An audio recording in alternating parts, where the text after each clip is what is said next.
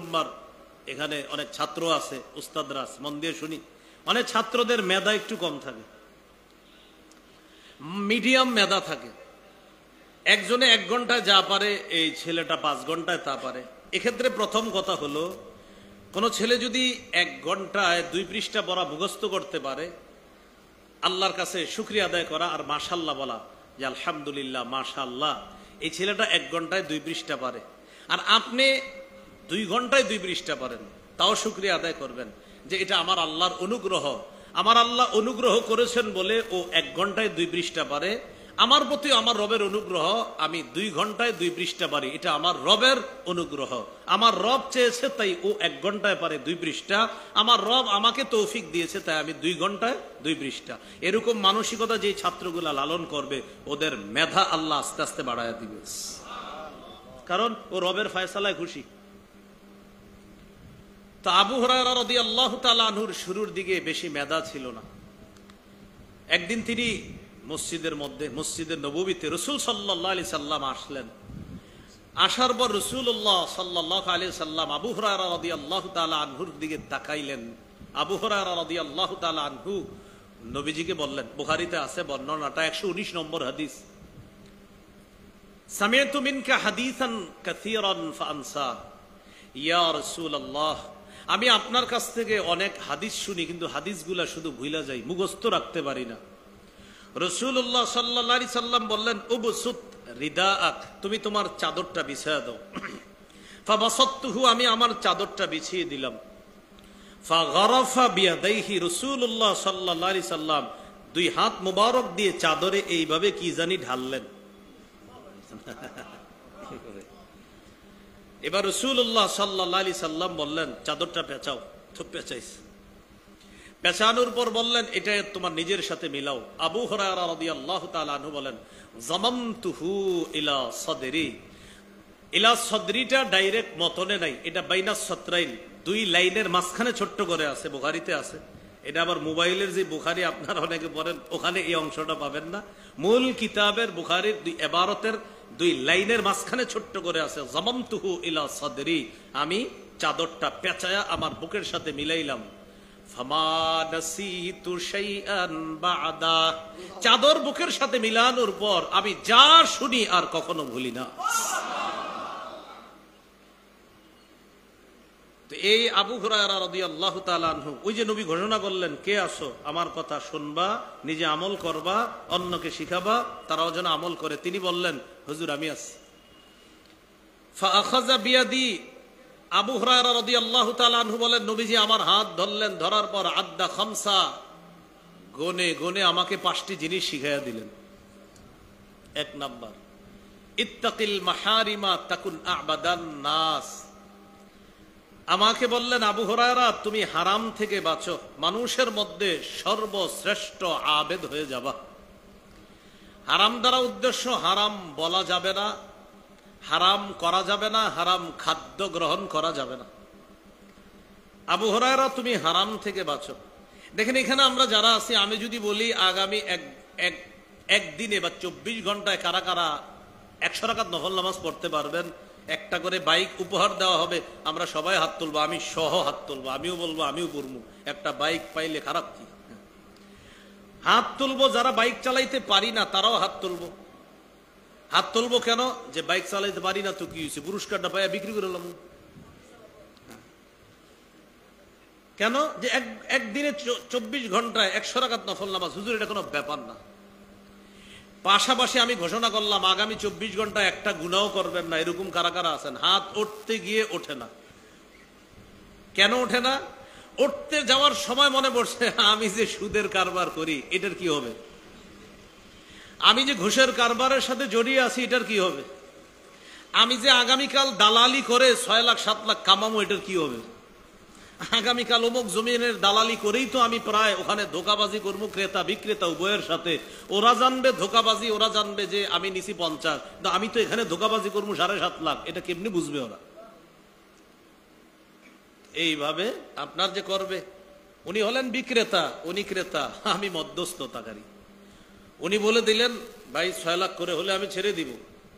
ওনার কাছে এসে বললাম, ভালো একটা জমি আছে, কত করে? মালিক বলছে আপনার 10,50,000 কইরা, বাকি আপনি যেহেতু আমার কাছের লোক, হয়তো আমি বললে কিছু কমাবে। উনি খুশি হয়ে কয় ওই জমিনটা মানে খুব আপনার পছন্দনীয় জমি। বলতেছে ভাই 10 কইরা পারবেননি, বলতেছে আমার। উনি রেট দিছে কত? 6। আমি আইসা বললাম কত? মালিকের রেট 10,50 আছে না, আপনি বললে কিছু কমাবো। বলতেছে ভাই 10 কইরা। আমি বললাম আরে কমায়া যায় না, 50 কমাই নেবেন? আর কি সুন্দর কথা। তাহলে এই যে মাঝখানে হয়তো ওনার জমিটা বিক্রি করে দিলে উনি খুশি হয়ে আমার কিছু দিতেন হয়তো, কিন্তু মাঝখানে 4 লাখ টাকা অঘটন ঘটাইয়া দিলাম। উনিও জানে না। ওনারা বলতেছি ভাই আপনি ওনার সাথে কথা বলা দরকার নাই, অনেক ইয়া মানুষ, কি করে না করে আমারা দিচ্ছেন দায়িত্ব, আমি করি। ওনারা আবার বলছি আপনি কিন্তু ওনার সাথে কথা করেন। উনি এরে বলছি উনি ঝামেলার, আর ওনারে বলছি উনি ঝামেলার, মাঝে আমি ভালো 4 লাখ। এই যে এই কাজগুলা তো যাই হোক, এরকম না করা তো হাত তুলছে, আপনার হাত উঠে না কেন? হারাম ছাড়ার জন্য হাত উঠে না। এখান থেকে বোঝা যায় নফল ইবাদতের চ্যালেঞ্জ নেওয়াটা আমাদের কাছে সহজ হলেও হারাম ছেড়ে দেওয়ার চ্যালেঞ্জ নেওয়াটা অনেক কঠিন। এই জন্য রাসূলুল্লাহ সাল্লাল্লাহু আলাইহি সাল্লাম বললেন ইত্তাকিল মাহারিম, হারাম থেকে বাঁচো। হারাম কথাও বলবা না, মানে মিথ্যা বলবা না, হারাম কর্ম করবা না, মুখ দিয়ে হারাম খাদ্য খাবা না। তাকুন আবাদান নাস, মানুষের মাঝে শ্রেষ্ঠ আবেদ হয়ে যাবা, শ্রেষ্ঠ ইবাদত গুজার বান্দা হয়ে যাবা। অনেক সময় আমরা দোয়া করি আল্লাহ দোয়া কবুল করেন, দোয়া কবুল করেন, দোয়া কবুল হচ্ছে না। তিরমিজির বর্ণনা, রাসূলুল্লাহ সাল্লাল্লাহু আলাইহি সাল্লাম বলেন এক মুসাফির সফরে গিয়েছে, যাওয়ার পর দোয়া করতেছে আল্লাহ এটা দেন ওটা দেন, নবীজি বলেন দোয়া কবুল হচ্ছে না। অথচ হাদিসের মধ্যে আছে 3 ব্যক্তির দোয়া ফিরিয়ে দেওয়া হয় না। এর মধ্যে একটা হলো দাওয়াতুল মুসাফির, মুসাফির দোয়া করলে তার দোয়া ফিরিয়ে দেওয়া হয় না, কবুল করা হয়। তাহলে সেই হিসাবে আমি মুসাফির দোয়া করতেছি আল্লাহ কবুল করেন, তো কবুল হচ্ছে না। রাসূলুল্লাহ সাল্লাল্লাহু আলাইহি সাল্লাম বলেন ওয়া মাতআমুহু হারাম ওয়া মাশরাবুহু হারাম ওয়া মালবাসুহু হারাম ওয়া গুযিয়া বিল হারাম। রাসূলুল্লাহ সাল্লাল্লাহু আলাইহি সাল্লাম বলেন মুসাফির সফরে দোয়া করতেছে ঠিক, কিন্তু জানো তোমরা ওর খাদ্য হারাম, ওর পানি হারাম, ওর পোশাক হারাম, ওর শরীরটা হারামে লালিত পালিত হয়েছে। ফায়ান্না ইউস্তাজাবু লিযালিক, ও আমার উম্মত বলো ওর দোয়া কবুল হবে কিভাবে? যার খাদ্য হারাম, যার পানি হারাম, যার পোশাক হারাম, যার শরীরটা হারামে লালিত পালিত হয়, তার দোয়া কবুল হবে কিভাবে? এখান থেকে বোঝা যায় ইবাদত কবুলের পূর্ব শর্ত হালাল খাদ্য। সুবহানাল্লাহ। ইবাদত কবুলের পূর্ব শর্ত কি? এখন আবার আপনাদের মনে মনে আসবে যে হুজুর দোয়া কি ইবাদত নাকি? হ্যাঁ, দোয়াও ইবাদত। সুবহানাল্লাহ। দোয়া কি ইবাদত? হ্যাঁ, দোয়া ইবাদত। আবু দাউদের হাদিস 1479 নম্বর হাদিসে আছে রাসূলুল্লাহ সাল্লাল্লাহু আলাইহি সাল্লাম বলেন আদ-দুআউ হুয়াল ইবাদাহ, দোয়া করাটাও ইবাদত। তো এই দোয়া নামক ইবাদতটা কবুলের পূর্ব শর্ত হালাল খাওয়া, হালাল খাদ্য গ্রহণ করা। কোরআনে আল্লাহ তাআলা রাসূলদেরকে বলেছেন ইয়া আইয়ুহার রাসূলু কুলু মিনাত তাইয়্যিবাত ওয়া'মালু সালিহা। হে রাসূলগণ কুলু মিনাত তাইয়্যিবাত, হালাল খাদ্য গ্রহণ করেন, ওয়া'মালু সালিহা, এরপর নেক আমল করেন। আয়াত থেকে স্পষ্ট বোঝা যায় নেক আমলের পূর্ব শর্ত হালাল খাদ্য গ্রহণ করা। আল্লাহ আমাদেরকে বুঝার তৌফিক দান করুন। আপনি হজ করে আসলেন, আপনি নিয়ত করলেন হজ করার পরে এই কাজগুলো ছেড়ে দিব আমি, আপনি সুদী কারবারের সাথে জড়িয়ে আছেন, আর নিয়ত করলেন হজ থেকে আসার পর আপনি ভালো হয়ে যাবেন। ভালো হবেন মানে আপনি যাদের থেকে সুদের মাধ্যমে বেশি টাকা নিছেন এই টাকার মালিক আপনি কিয়ামত পর্যন্ত হবেন না। কিন্তু আবারও বলছি আমি, এক ব্যক্তির কাছ থেকে আপনি 500 টাকা পাওনা ছিলেন, এই 500 পরিশোধ করার সময় সুদের অংশ নিছেন 100, তাহলে মূল টাকা কত? বলেন মূল টাকা কত? এই 500 আপনি পাওনা নিলেন, কত বাড়তি? 100 আপনার না, যার থেকে নিছেন তার। এটা সে এখনো মালিক, ওরে ফিরিয়ে দেন। আপনি 14 বার হজ করেন, 44 বার হজ করেন, আমৃত্যু প্রতি বছর হজ করেন, টাকা ফেরত না দেওয়া পর্যন্ত আপনার কিন্তু এগুলো কবুল হচ্ছে না। আপনি ওদেরকে ফেরত দেন। একটা আদা আর একটা কবুল হওয়া, দুইটা দুই জিনিস। একটা হলো আদায় করেছি, হুজুর আমি ফজর নামাজ আদায় করেছি, এটা আদায় হওয়া। তো ফজর নামাজের যে একটা সোয়াব আছে, এই সোয়াব পাওয়ার একটা শর্ত আছে, হালাল খাদ্য গ্রহণ করা। ফজর পড়েছেন, জিম্মাদারি আদায় হয়ে গিয়েছে, যে হয়তো কাজা করা লাগবে না আর, কিন্তু এটা কবুল করবে আল্লাহ, এরপর সোয়াব দিবে, এটা হচ্ছে না। আল্লাহ আমাদেরকে বুঝার তৌফিক দান করেন। রাসূলুল্লাহ সাল্লাল্লাহু আলাইহি সাল্লাম বললেন, হারাম থেকে বাঁচো, হারাম খাদ্য, হারাম কথা, হারাম কর্ম থেকে বাঁচো। আমাদেরকে নবীজি বলতেছেন হারাম থেকে বাঁচার জন্য। আর আমাদের দেশে ইসলাম সম্পর্কে অজ্ঞ একদল নারী মাননীয় প্রধান উপদেষ্টার কাছে কমিশন জমা দেয় হারামকে রাষ্ট্রীয়ভাবে বৈধতা দেওয়ার জন্য। হুজুররা এত বুঝাইতেছে হারাম খায়েন না ভাই, নবীজি বলছে, আর এদিক দিয়ে এসে আরেকজন কয় হারামের বৈধতা দিয়ে দেন। নাউজুবিল্লাহ। সূরা ইউনূসের 15 নম্বর আয়াতে আল্লাহ বলেন, وَإِذَا تُتْلَى عَلَيْهِمْ آيَاتُنَا بَيِّنَاتٍ قَالَ الَّذِينَ لَا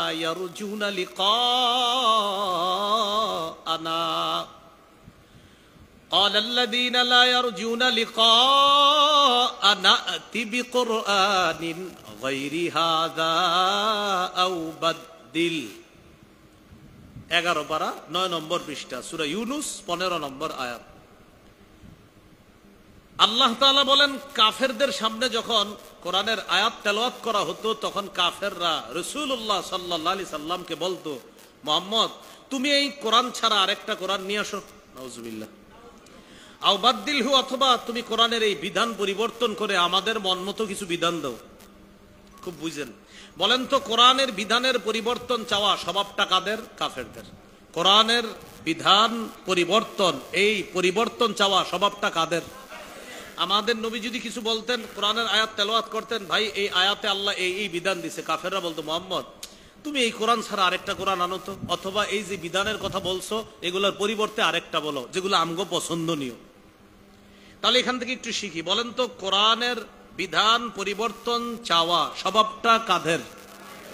এখন কাফেরদের কোন স্বভাব সংখ্যাগরিষ্ঠ মুসলমানদের উপর চাপিয়ে দেওয়া, এই সমস্যাটা শুধু আলেমদের। বলেন কাদের? বলেন এই যে কোরআনের বিধান পরিবর্তন চাওয়া, এরকম কোন চাওয়া, এই সমস্যাটা শুধু আলেমদের। কাদের? সবাই বলেন, সবাই বলেন। তো হুজুরা ডাকলে যান না কেন? সমস্যা কাদের বললো ওনারা? সবাই কি বললো? বলেন না, বলেন বলেন। কোরআনের বিধান পরিবর্তন যদি হয়ে যায়, কোরআন শুধু আলেমদের। কাদের? এখন দেখেন, আপনারা না বুঝার কারণে অনেক সময় বলেন হুজুর কি আর খায়া দেয় কাম নাই। এখন দেখেন তো, কোরআনের বিধান পরিবর্তন চাওয়া আর উলামায়ে কেরাম এটার প্রতিবাদ করা, এটা কি কাজ নাকি কাজ না? তো এই কাজটা কি শুধু আলেমদের? কার? কেন? কোরআনের বিধান আমরা সব মুসলমানের, এই কোরআন, অর্থাৎ এই বিধানের উপর যদি কেউ হাত দেয় আমরা মুসলমান এটা মানব না, মেনে নিতে পারি না। এই জাতীয় আইন আমাদের দেশে বাস্তবায়ন হতে আমরা দিব না। এই ঠিক এখানে না বাহিরেও? আল্লাহ বুঝার তৌফিক দান করে না। কাফেরদের সামনে যখন তেলাওয়াত করা হতো, কাফেররা বলতো মুহাম্মদ এই কোরআন ছাড়া আরেকটা কোরআন আনো, কোরআনের বিধানটা পরিবর্তন করে আমাদের মনমতো বিধান দাও। নারী বিষয়ক সংস্কার কমিশনে একটা মনমতো বিধান চাইল কি? উত্তরাধিকার সম্পত্তিতে আল্লাহ তাআলার বিধান হলো দুইজন নারী যা পাবে, দুই নারীর অংশের সমান পাবে একজন পুরুষ। বিধানটা কার? এখন কেউ যদি এরকম বিধান চায় যে উত্তরাধিকার সম্পত্তিতে নারী পুরুষ সমান অধিকার, তাহলে আল্লাহর বিধানের পরিবর্তন চাওয়া স্বভাবটা জানি কাদের? মাশাআল্লাহ। সূরা নিসার 11 নম্বর আয়াতে আল্লাহ বলেন, ইউসিকুমুল্লাহু ফি। রাসূলুল্লাহ সাল্লাল্লাহু আলাইহি ওয়াসাল্লাম বললেন, হারাম থেকে বাঁচো, আল্লাহর শ্রেষ্ঠ আবেদ হয়ে যাবা। এখন দেখেন, নারী বিষয়ক সংস্কার কমিশনের একটা অধ্যায়ের মধ্যে তাদের চাওয়া হলো যৌন কর্মীদেরকে শ্রম অধিকার আইনে শ্রমিকদের মর্যাদা দেওয়া। জিনা হালাল না হারাম? নবীজি বললেন হারাম থেকে বাঁচো, শ্রেষ্ঠ আবেদ হবা।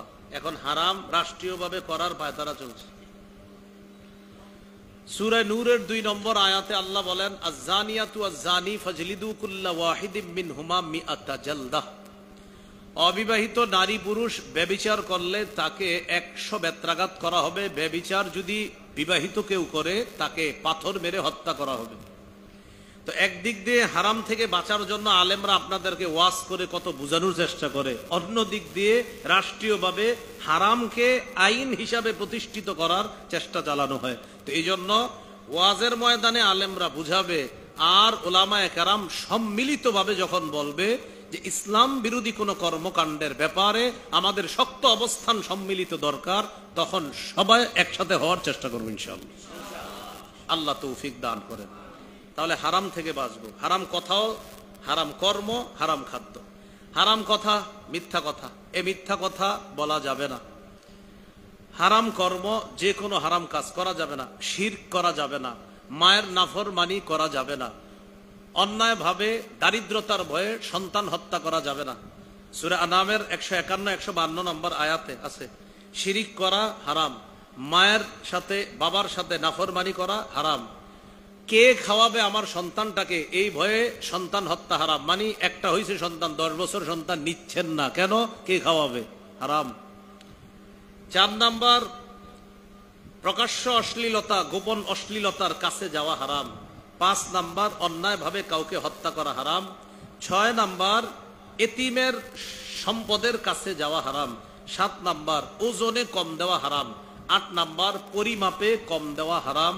9 নাম্বার, কথা বললে মিথ্যা কথা বলা হারাম। 10 নাম্বার, ওয়াদা করলে খেলাফ করা হারাম। তো এই হারামগুলা থেকে আমরা বাঁচবো। হারাম কর্ম, হারাম কথা, হারাম খাদ্য থেকে বাঁচা। নবীজি জানি আবু হুরায়রা রাদিয়াল্লাহু তাআলা আনহুকে গুনে গুনে কয়টা শিখাবে? 5টা। 2 নাম্বার, ওয়ারদ বিমা কাসামাল্লাহু লাকা তাকুন আগনান নাস। আল্লাহ তোমার জন্য যা ফয়সালা করেছেন, যা বন্টন করেছেন, এতে তুমি খুশি থাকো। মনের দিক থেকে মানুষের মাঝে তুমি সবচেয়ে ধনী মানুষ হয়ে যাবে।